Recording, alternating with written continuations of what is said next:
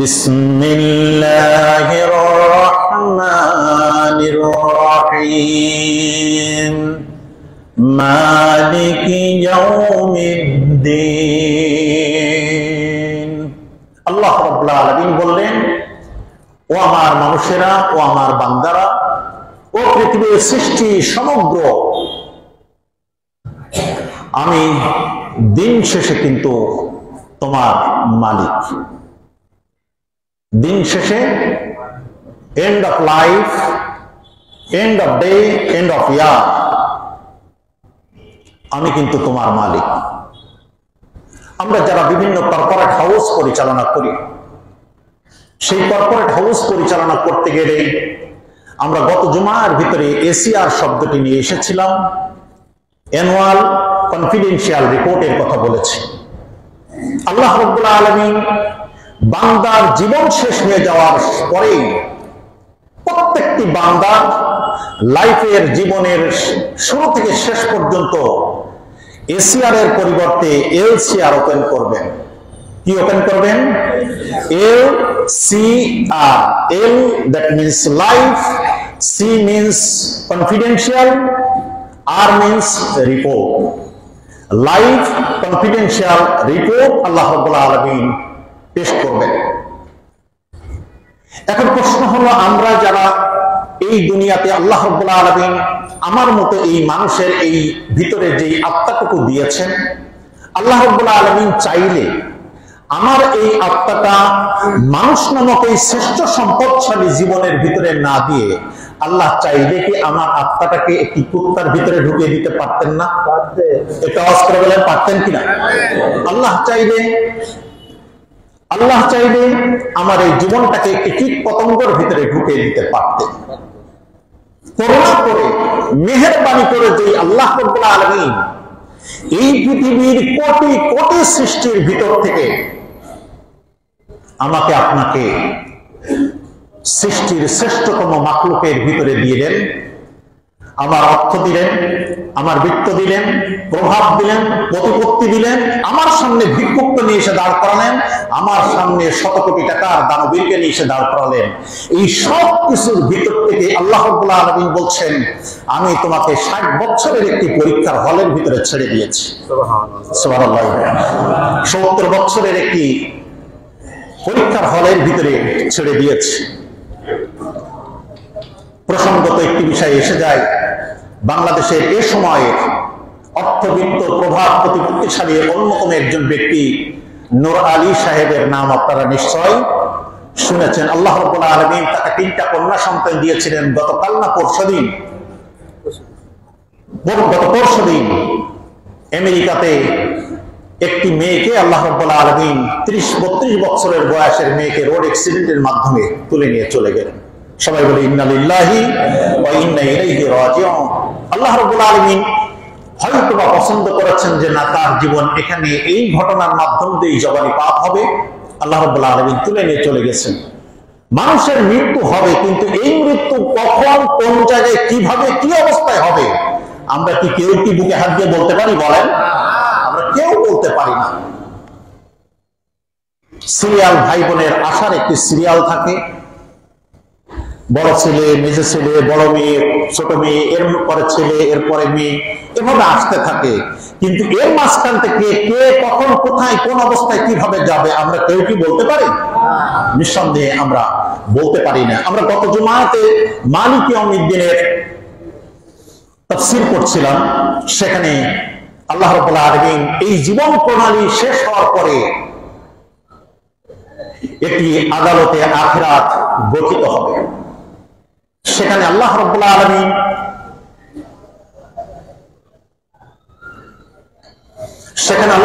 আলামিন আমাদের জীবনের প্রত্যেকের রিপোর্টগুলো পেশ করবেন। এই রিপোর্টের ভিতরে আমার সারাটা জীবনের ভিতরে কি আমি অর্জন করলাম, যার যার প্রাপ্য আছে সেই প্রাপ্যটা আল্লাহ রাব্বুল আলামিন তার কাছে বুঝিয়ে দিবেন।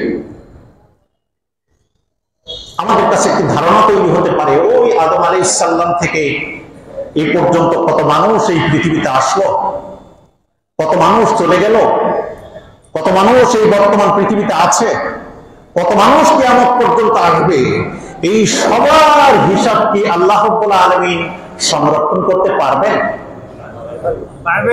এই বিশ্বাস কি আমাদের আছে? একটি উদাহরণ দিলেই বোঝা যাবে।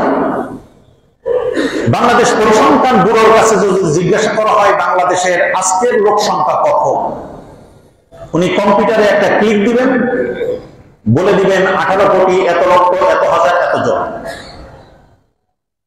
ইউএনের হিউম্যান রিসোর্স ডিপার্টমেন্টে যখন জিজ্ঞাসা করা হবে সারা ওয়ার্ল্ডের আজকের লোক সংখ্যা কত, উনি বলে দিবেন।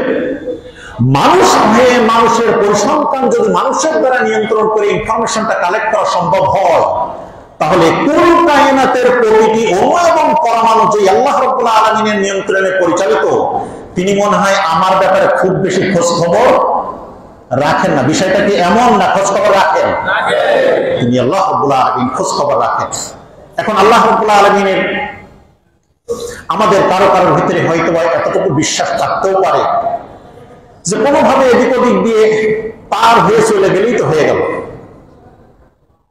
ডিএনএ, যারা মেডিকেল সায়েন্স তথা এমব্রায়োলজি নিয়ে, অ্যানাটমি নিয়ে, বায়োলজি নিয়ে যারা গবেষণা করেন, ডিএনএ মানুষের জীবনের খুব কনফিডেন্সিয়াল রিপোর্টগুলো সেখানে সংরক্ষিত থাকে। প্রত্যেক মানুষের মোবাইল নম্বর এখন রেজিস্ট্রেশন করা আছে, সেই নম্বরটাকে দিয়েছে সারাটা দিন কোথায় কি কি কথা বলেছে। বিটিআরসিতে গেলে ডিটেলস রিপোর্ট আপনাকে দিয়ে দিবে গত রাত্রে কার সাথে গোপনে কি কথা বলেছিলেন। মানুষের দ্বারা এটা সম্ভব হচ্ছে কিনা বলেন? ইথার থেকে, ক্লাউড থেকে ধরে নিয়ে এসে মানুষ তার ডিবি অফিসার মাধ্যমে সব জিনিস যদি আমার আপনার সামনে দেখিয়ে দেওয়া হয়, তাহলে ওই আল্লাহ রাব্বুল আলামিন আমার কনফিডেন্সিয়াল রিপোর্টটি ধরে রাখতে পারেন না? পারেন না? এটা আওয়াজ করে বলেন পারেন। আল্লাহ রাব্বুল আলামিন পারেন। তাহলে আসুন আল্লাহ রাব্বুল আলামিন যে পারবেন সেই আল্লাহ সম্পর্কে একটু ধারণা নিয়ে নিই। কোরআনুল কারীমের 24 পারা 39 নম্বর সূরা জুমার 67 নম্বর আয়াত আল্লাহ রাব্বুল আলামিন বলছেন, বিসমিল্লাহির রহমানির রহিম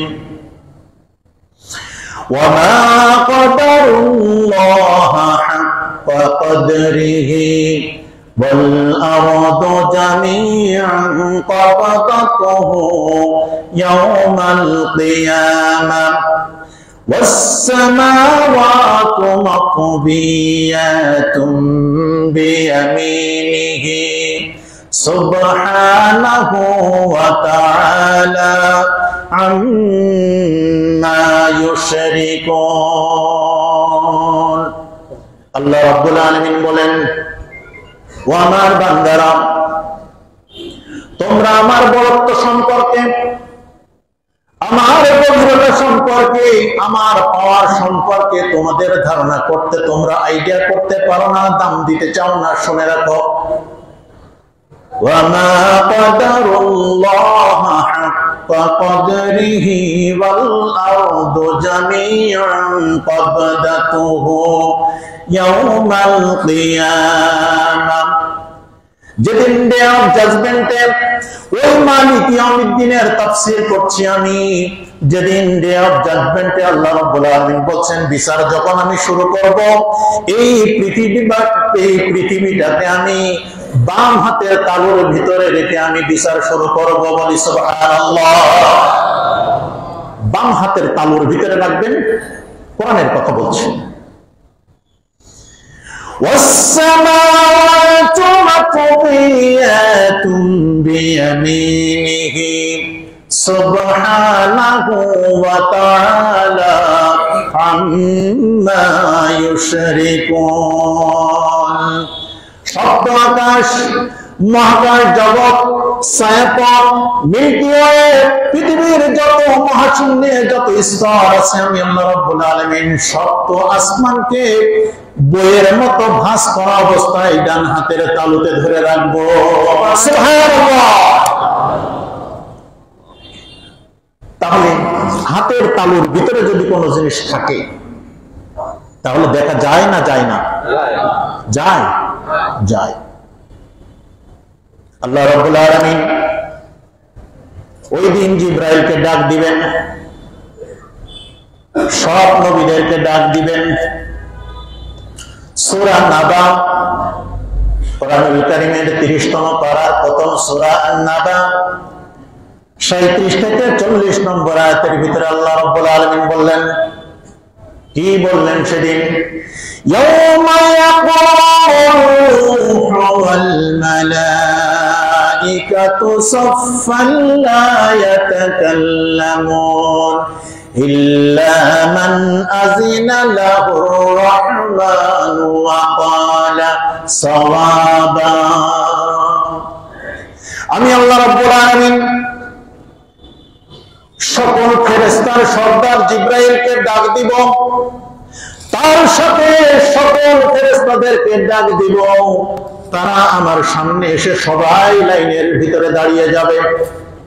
সুবহানাল্লাহ বলবেন না? সুবহানাল্লাহ। কি কথা আল্লাহ রাব্বুল আলামিন। ডু ইউ নো অ্যাবাউট জিবরাইল আলাইহিস সালাম? জানি আমরা জিবরাইল আলাইহিস সালাম। হু ইজ জিবরাইল আলাইহিস সালাম? রাসূল সাল্লাল্লাহু আলাইহি ওয়াসাল্লাম বলেন, আল্লাহ বলেছেন, ওয়া লাকাদ রাআহু বিল উফুকিল মুবিন। একবার আমি তাকে উজ্জ্বল দিগন্তে দেখেছিলাম। সুবহানাল্লাহ। জিবরাইল আলাইহিস সালামের শরীরের বর্ণনা দিচ্ছেন। ওয়া লাহু সিত্তু মিয়াতি জানাহিন, তার ছিল 600টি ডানা। সুবহানাল্লাহ। 600 ডানা। হাদিসের ভিতরে এসেছে মাত্র দুই সাইডে দুই চারটা ডানা দিয়ে এক মাটির এই জমিন থেকে একটি ঝাপটা দেয় মাত্র 2 থেকে 3 সেকেন্ডের ভিতরে সপ্ত আসমান অতিক্রম করে মহাশূন্য আরশে মুআল্লায় আল্লাহ রাব্বুল আলামিনের কাছে পৌঁছে যান। সুবহানাল্লাহ। তার পায়ের রং সবুজ বর্ণের, ইয়াকুত মণিমুক্তা স্বর্ণখচিত গোল্ডেন কালারের আল্লাহ রাব্বুল আলামিন তার পাখার ভিতরে দিয়েছেন। ওই জিবরাইল আলাইহিস সালামের পা, এক পা থাকে জমিনেতে, 2 পা যখন জমিনে থাকে, মাথাটা উঁচু করলে 4 থেকে 5টি আসমান অতিক্রম করে তার বেশি তার মাথা উপরে চলে যায়। সুবহানাল্লাহ। জিবরাইল আলাইহিস সালামকে বলবে, দাঁড়াও, তোমার সব ফেরেশতা যারা ছিল, তোমার নেতৃত্বে যারা ছিল, সবাইকে ডাক দাও।